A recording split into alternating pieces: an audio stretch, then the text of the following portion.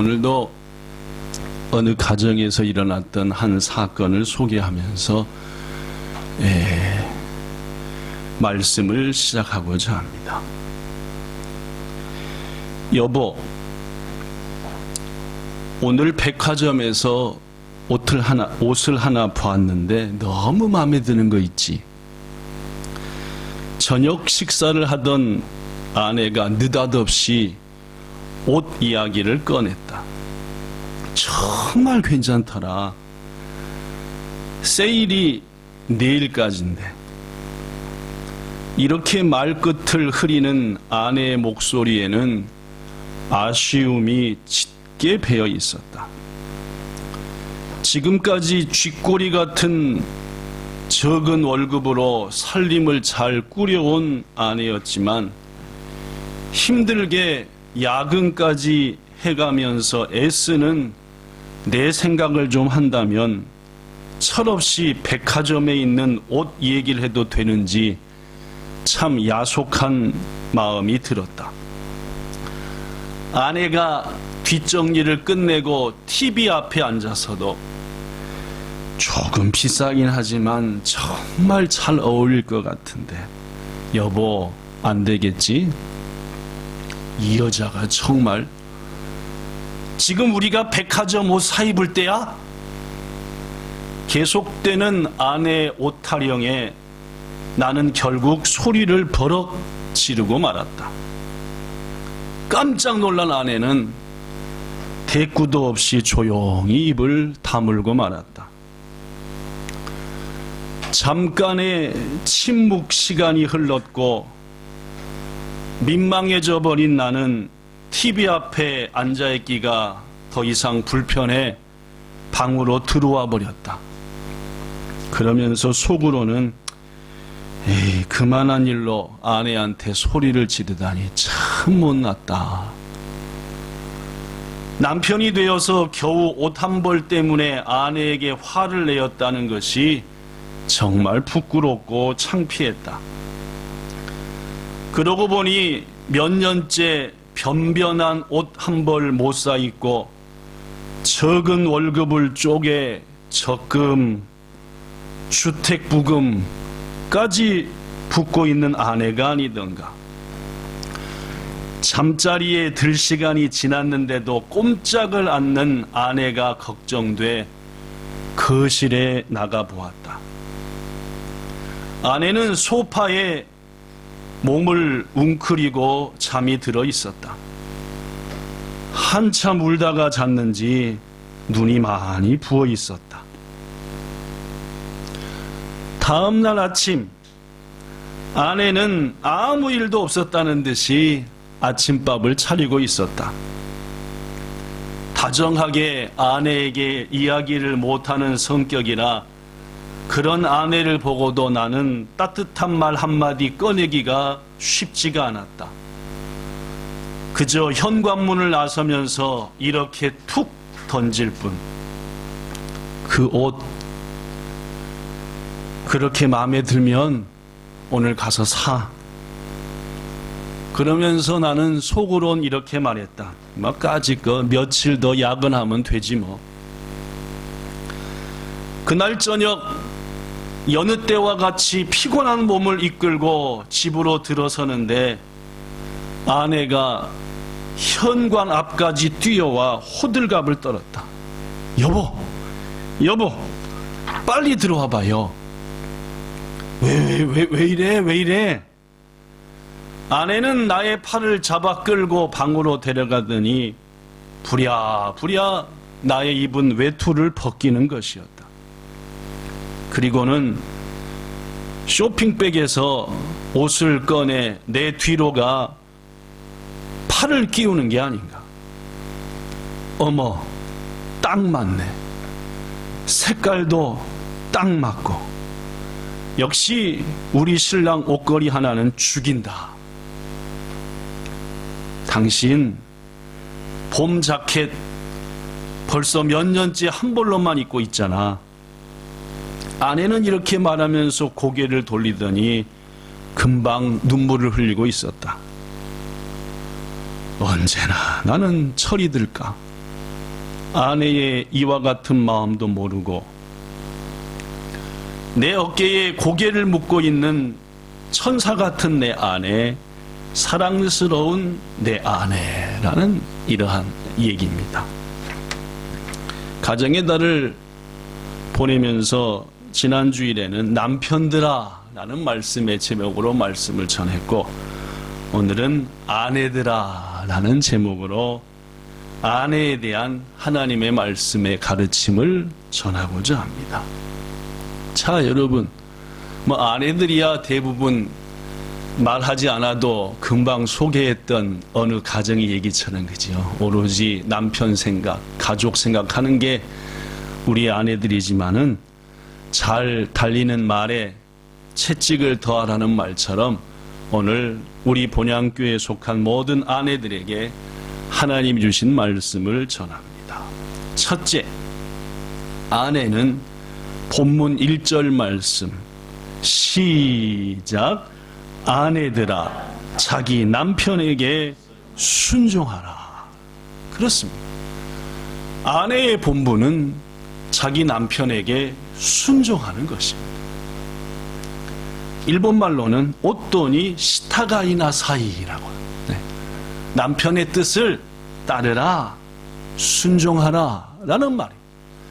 자, 그렇다면 여러분, 오늘 본문인 베드로전서 말씀에서는 왜 아내들에게 그 남편을 향해 순종하라고 말씀했을까요? 이유까지 적혀져 있습니다.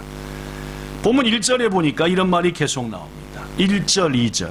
이는, 즉 아내들이 남편에게 순종해야 되는 이유는 혹 말씀을 순종하지 않는 자라도, 무슨 말입니까? 예수님을 안 믿는 자라도 란 뜻입니다.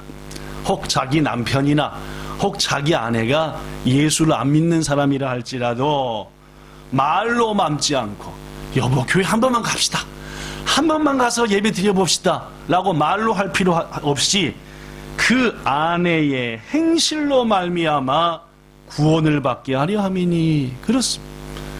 아내가 가정에서 남편에게, 부모에게 온전한 도리와 아름다운 모습을 가지면은 믿지 않는 남편이나 가족들이 아내의 모습, 우리의 모습을 보면서 와, 역시 좀 신앙을 가진 사람은 뭔가 틀린 것 같아 라는 마음을 갖게 되어서 2절, 너희의 두려워하며 정결한 행실을 봄이라.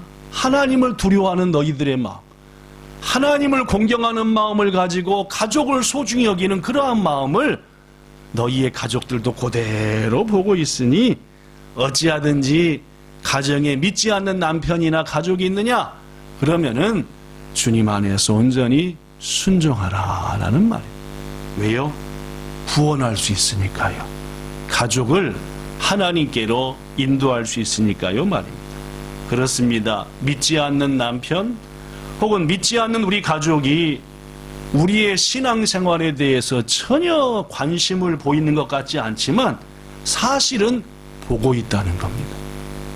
그것도 겉모습뿐 아니라 우리의 하나님을 믿는 속사람의 모습과 우리가 진실한 마음으로 하나님을 믿는지 설렁설렁 믿는지까지도 우리의 가족들은 우리를 본다는 말이죠.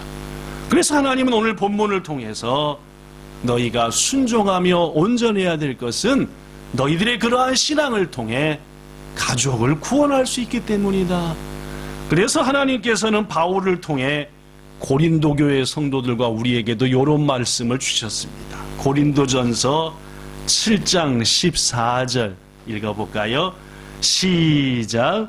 믿지 아니하는 남편이 아내로 말미암아 거룩하게 되고, 계속 믿지 아니하는 아내가 남편으로 말미암아 거룩하게 되나니, 계속 그렇지 아니하면 너희 자녀도 깨끗하지 못하니라. 부부가 다 예수님 안에서 온전해야 비로소 자녀들도 주님 안에서 거룩한 자녀로 거듭난다는 말이니까 은혜로운 말 같기도 하지만 무서운 말이기도 합니다. 그죠? 부부가 함께 주님 안에 하나 되어야 된다는 것이고, 믿지 않는 남편이나 아내를 둔 우리들은 어찌하든지 간절한 기도와 가족 안에서의 온전한 행실로 가족을 변화시킬 큰 사명이 있다는 것입니다. 사랑하는 아내 여러분들, 부디 주님 안에서 남편에게 순종하고 또 순종하여서 믿지 않는 남편과 아내가 우리들을 통해서 거룩하게 되고, 지난주 말씀처럼 하나님의 나라를 함께 유업으로 받을 특별한 존재로 거듭나게 되기를 예수님 이름으로 축복합니다. 자, 그렇다면 성경은 남편에게 순종하는 아내 어떻게 순종하라고 말하고 있을까요? 그 몇 가지 성경 말씀을 중심으로 얘기하겠습니다. 첫째, 1. 아내는 남편과 다투며 성내지 말아야 한다라는 것입니다. 남편하고 싸우고 화를 뻑뻑 내지 말라라는 말입니다. 잠언 21장 9절 시작. 다투는 여인과 함께 큰 집에서 사는 것보다 움막에서 사는 것이 나으니라. 잠언 21장 19절 여러분만 시작. 다투며 성내는 여인과 함께 사는 것보다 방에서 사는 것이 나으니라. 그렇습니다. 큰 집 사는 것보다 UNLDK의 평수가 40평, 50평 되는 데서 사는 것보다 안 싸우고 움막에서 사는 게 낫다 그러고, 그리고 광야에서 사는 게 낫다라는 것은 성내고 싸우는 것이 얼마나 가정에 옳지 못한 것임을 말합니다. 사실 부부가 살다 보면은 다툴 수도 화를 낼 수도 있습니다. 그러나 다툼이 지나치면 그것은 서로에게 불행한 것입니다. 지난주 목요일날, 그러니까 어저께가 토요일, 그제가 금요일, 3일 전 목요일날 하루 종일 비가 왔습니다. 더구나 이번 비는 여러분도 느끼셨는가 모르겠지만은 옆으로도 안 가고 쭉쭉 긴종을 했습니다. 쭉쭉 계속 그냥 아침부터 오후 늦게까지 계속 쭉쭉 오길래, 야, 비가 참 차분하게 많이도 온다라고 생각. 오후 늦게 저녁 해가 져가면서 긴시조는 비가 그쳤고, 그래서 저녁밥을 먹고 9시가 넘어 10시가 다 돼가지고 주차장을 갔습니다. 우리 주차장은 교회에서부터 한 걸어서는 25분쯤 걸리는 카메이도 지나서 올림픽 있는 데 있습니다. 그러면 왜 그 밤에 주차장을 가느냐?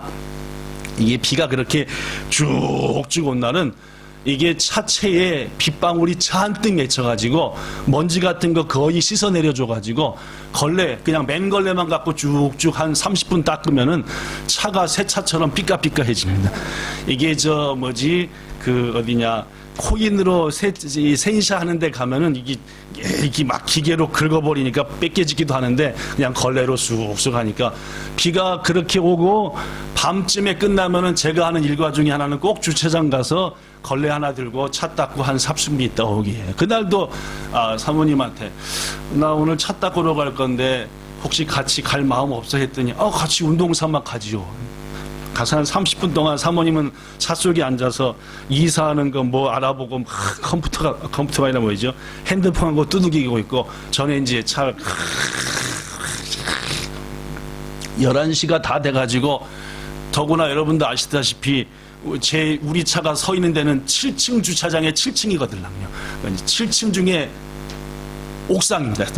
옥상이니까 비가 다른 데는 안 맞는데 우리는 비가 잘 맞아서 이제 다 끝나고 빙글빙글 내려오는데 이게 차 속에 사람들이 한둘이 아닌 거예요. 밤 11시가 다 됐는데 보면 여기도 사람 들었고 여기도 사람 들었고, 아니 불 다 꺼놓고 그 주차장 속에 사람. 제가 그랬어요. 보면 사모님한테, 여봐 저 사람들은 집에 가는 게 무섭나 봐. 아니 지금 시간이 11시가 다 됐는데 집에 안 가고 차 속에서 저거 다 뭘 하는 거야. 여러분, 그렇습니다. 요즘 남편들은 일찍 집에 가는 걸 무서워한답니다. 아마 저랑 같이 차를 둔 그 동네 사람들은 전부 다 집에 무서운 게 있나 봐요. 끝나고 11시가 다 돼가는데도 집에 못 가고 핸드폰 갖고 이러고 있고 그냥 우두건 이러고 난 귀신들인 줄 알고 깜짝 놀랐어요. 여기도 한 층에 한 차가 10대씩 있는데 여기도 들었고 여기도 들었고 그렇고 이게 도대체 뭔 일인가. 그날따라 하여튼 이게 비 오는 날 먼지 나도록 맞으면 아프거든요.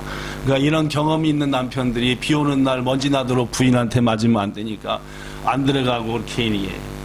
성도 여러분, 남편들이 일찍 집에 들어가지 않는 이유 중에 하나가 아내가 성을 내고 구박하기 때문이라고 말하는 어떤 얘기도 있습니다. 옛날 우리 어머니들, 할머니들도 스트레스를 많이 받고 사신 것 우리는 알고 있습니다. 그렇다면은 그 스트레스가 누구로부터 왔는가? 말하지 않아도 우리 어머니들, 할머니들은 이런저런 가정 내에 스트레스를 받았죠. 그래서 어느 심리학자가 우리 과거의 어머니들, 할머니들은 스트레스를 어디에다 풀었는가 조사를 해봤답니다. 설문조사를 했대요. 스트레스를 받으셨을 때 과거에 어디다 푸셨습니까? 1등이 어디게요? 빨래터요. 쏘졌나? 안 쏘졌네, 그죠? 우리 또, 석환 집사님이 또 어머니, 아버지들 생각하는 마음이 있는지. 빨래터가 맞습니다. 빨래터 가서 우리 어머니, 할머니는 스트레스를 풀었대. 어떻게 했대요? 이게 남편이 어저께 열받겠으면 그냥 이 야구방망이 같은 빨래방망이로 이놈의 남편을 하여튼 빨래터에서 여인들이 쭉 빨래하는데 어느 여인이 방망이를 막 휘저으면 옆에 있는 땡덕 엄마가 어젯밤에 남편이 열받게 했어. 이렇게 두드러 패. 그래서 또 어제 시댁 식구나 시어머니나 시아버지가 열받게 했으면 우리 젊은 친구들은 모르겠지만 세탁기가 없을 때는 빨래할 때 빨래를 때리는 방망이가 하나 있어요. 왜냐하면 그렇게 쳐야지 이게 비누칠을 해서 빨래를 때려야지 이게 빨래가 이게 있는 때들이 벗겨진다 해서 빨래 방망이가 꼭 있었어요. 손으로 하면 힘드니까 방망이가 요만한 빨래를 놓고 비누칠한 다음에 팡팡 돌려서 팡팡 치면 때가 파. 그러면 요새 아내들은 어떻게 스트레스를 푸느냐? 요새 세탁기에다가 미웃고 미운 사람들, 진짜 화나게 하는 남편이나 옷을 집어넣고 세제를 잔뜩 넣은 다음에 찌든 때 코스, 강력 코스를 넣고 팡 돌려. 당신 매운맛 한번 봐, 그런 뜻이랍니다. 세제를 이빨에 넣어버리고 최고 센 코스로 넣고 내가 당신을 확 돌려버린다, 이런 마음으로. 여기 계신 남성 여러분들 혹시 어느 날보다도 좀 빨래가 새하얗든지 좀 너덜너덜 한다든지 하면은 어제 부인이 요새 나한테 열받는 일이 있어서 강력 코스로 한 3번 돌려버렸나 보다 라고 생각하시면 되고, 어찌하든지 사죄할 방법을 찾으셔야 됩니다. 안 그러면 다 찢어져 가지고 입고 나갈 게 없으니까. 여하튼 우리의 어르신들은 이렇게 빨래터에서 스트레스를 풀었다라는 말이죠. 사랑하는 아내 여러분들, 부디 성내는 아내가 아닌 어진 아내가 되기를 예수님 이름으로 축복합니다. 잠언 말씀에 12장 4절, 어진 여인은 그 지아비의 면류관이라, 즉 그 남편의 면류관이 되지만 욕을 끼치는 여인은 그 지아비의 뼈가 썩게 한다 했으니, 남편의 뼈를 썩게 하는 그러한 아내들 되지 말고 자상하고 어진 아내들 되어서 남편들의 힘을 세워주는 은혜 있기를 축복합니다. 자, 두 번째, 성경은 아내들에게 어떻게 남편에게 순종하고 남편을 섬기려 했느냐. 첫째는 금방 말한 대로 자꾸 화내지 말고 남편한테 자꾸 구박해대지 말라. 두 번째는 남편을 돕는 베풀이 돼야 된다는 말입니다. 남편을 서포트해주고 도와주는.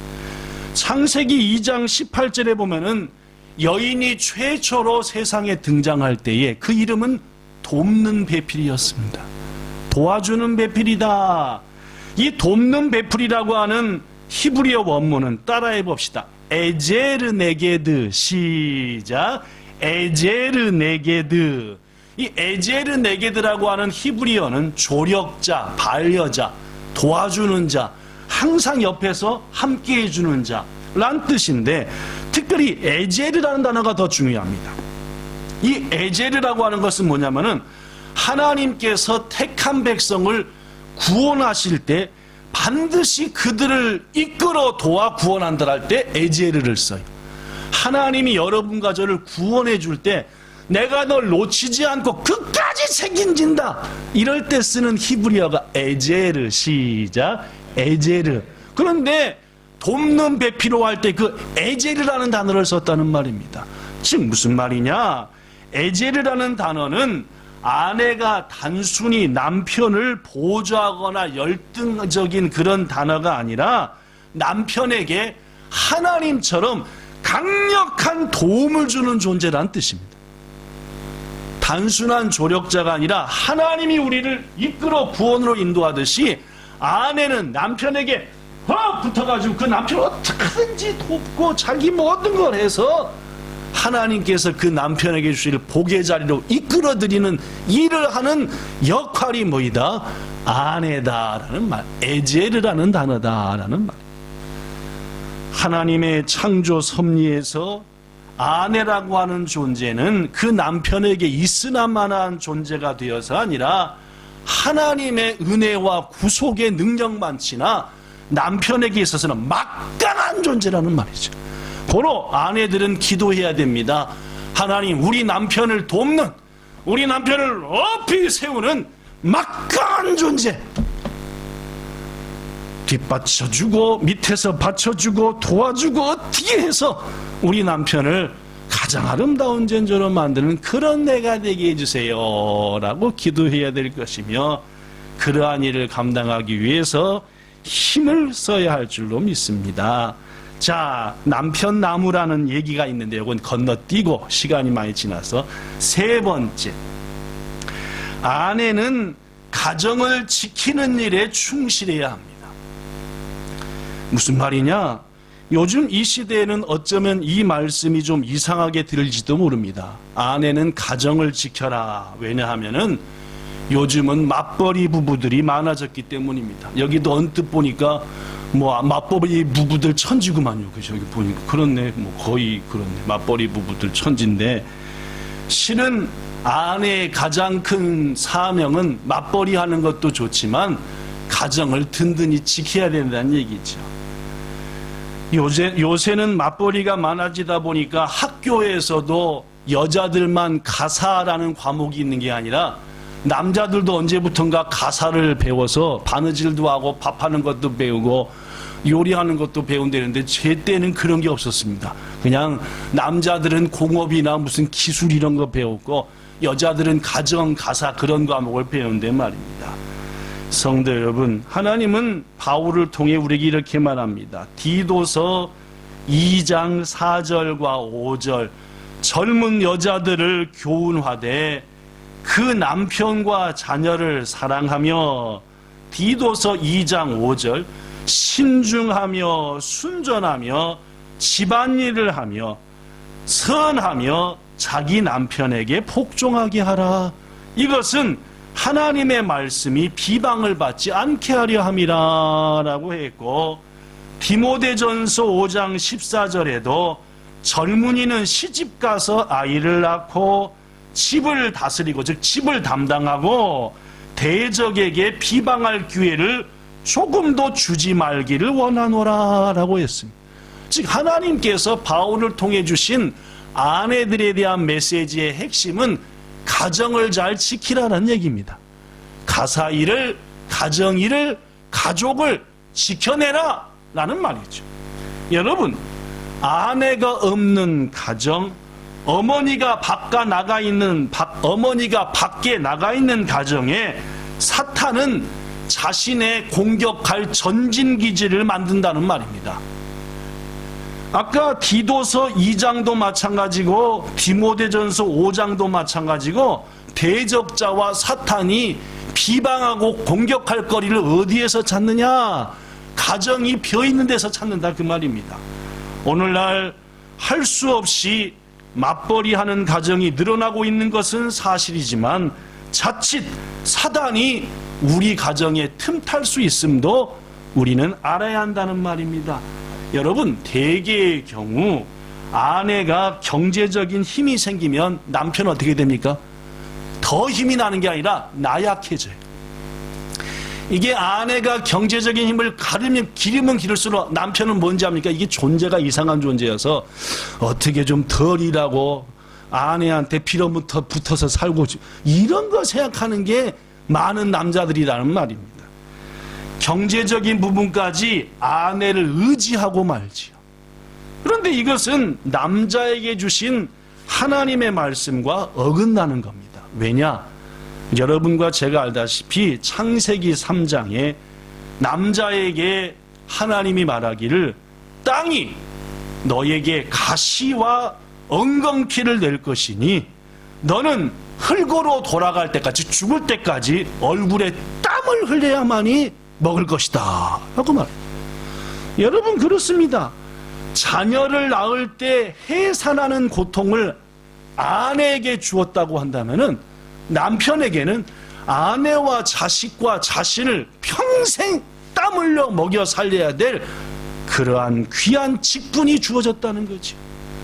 아내가 힘들게 아파하며 자녀를 낳으면 그걸 보는 순간 남편은 나 역시 저보다 더 큰 고통으로 우리 가정의 경제적인 일을 책임져야 된다. 이게 남자가 먹을 일인데, 마음인데 말입니다. 아내가 자꾸 바깥에 나가서 돈을 벌어오면은 이 남편들은 자꾸 딴 생각, 딴 짓에 빠지게 된다라는 말이죠. 더구나 아내가 경제적으로 힘이 생기면 자신도 모르게 남편을 무시한다는 거죠. 자신도 모르게요. 그래서 당신 없이도 얼마든지 살 수 있다는 생각이 아내를 교만하게 만듭니다. 결국 경제력을 잃어버린 남편 가장의 권위는 가정에서 무너지고 아내의 목소리가 커지고, 그로 인해 하나님이 세우신 가정의 질서가 깨지는 것이고, 그 결과는 이혼으로 가는 경우들이 많다는 말입니다. 더구나 말입니다. 어머니가 밖에 나가 있는 가정은 그 피해가 자녀에게까지 미치는 경우가 대부분입니다. 엄마가 직장일로 늦으면은 아이는 쓸쓸하고 외로워집니다.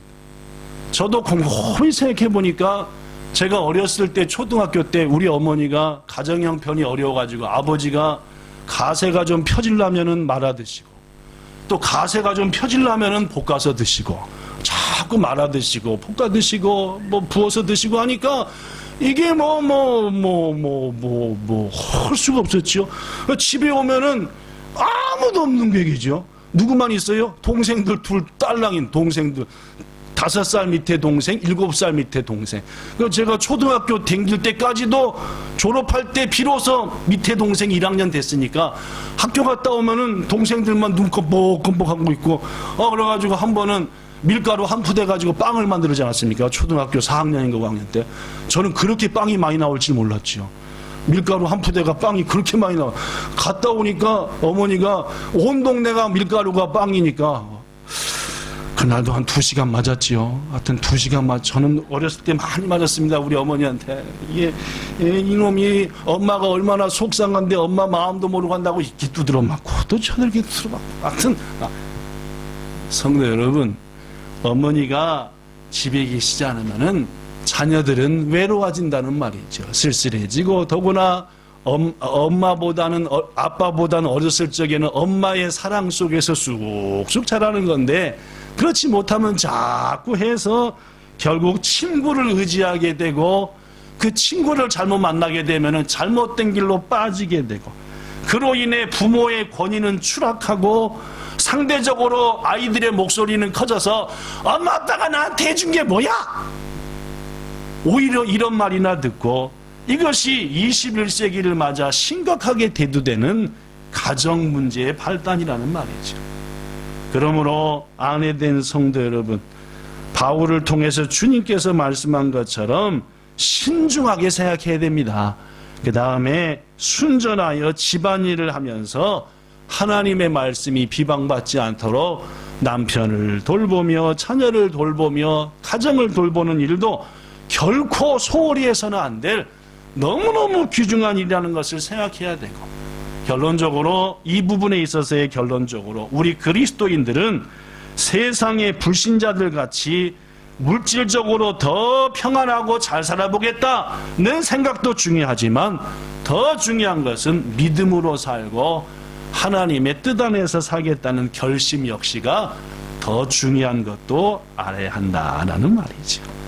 마지막 네 번째로, 아내는 하나님을 경외함으로 마음을 단장해 가정에 복이 임하게 해야 합니다. 다시 한번, 아내는 하나님을 경외하는 마음으로 마음을 단장해서 그 가정에 하나님의 복이 임하게 해야 된다라는, 오늘 본문 베드로전서 제3장 3절과 4절에 보면은 아내들은 너희의 단장은 머리를 꾸미고 폐물을 끼고 아름다운 옷으로 너희 단장을 하지 말라. 뭘로 단장하냐? 4절처럼 오직 마음에 숨은 사람, 즉 내 영혼, 그 영혼을 온유하고 안정한 심령에 썩지 아니할 것으로 해. 이것이 하나님 앞에서 값진 것이다라는 말. 겉모양을 예쁘게 하는 것, 머리를 단장하는 건 당연히 해야 될 일이고, 집에 왔는데 막 눈곱 주렁주렁에 코 묻어있고 하면 되겠습니까? 그죠? 깨끗하고 이쁜 모습으로 가족을 맞이하는 것이 어머니와 아내의 책임이겠지만은, 그보다 더 다이지한 것은 마음과 영혼을 단장하는 것이라는 거죠. 물론입니다. 더구나 여호와 하나님을 경외하는 믿음으로 마음과 영혼을 단장한 아내는 하나님께서 말하기를 진주보다 더 귀하다 라고 말했다는 거지. 겉모습을 단장하는 것도 아름답지만 마음과 영혼을 단장하는 아내와 어머니는 하나님이 볼 때 진주요리, 신주요리 다이지하고 더 아름답다는 말이지. 그래서 잠언 31장 10절에 누가 현숙한 여인을 찾아 얻겠느냐, 그의 값은 진주보다도 더하다라고 말했고, 그 손으로 거둔 열매 때문에, 즉 그러한 여인의 가정에는 하나님의 은혜가 막 임해서 성문에서, 즉 많은 사람들이 모인 곳에서 그 여인을 칭찬하게 된다 했으니, 우리 본향교회 모든 속한 아내들은 이렇게 하나님과 사람 앞에 칭찬받는 사람 되시기를 축원합니다. 말씀을 마칩니다. 오늘 말씀은 제가 했던 말씀, 이제까지 말씀을 돌이키는 게 아니라 한 가지 얘기하고 끝내겠습니다. 글입니다. 제목, 남편도 사랑받기 위해 태어난 사람이라는 제목입니다. 전에는 남편 때문에 힘들다고 생각했습니다.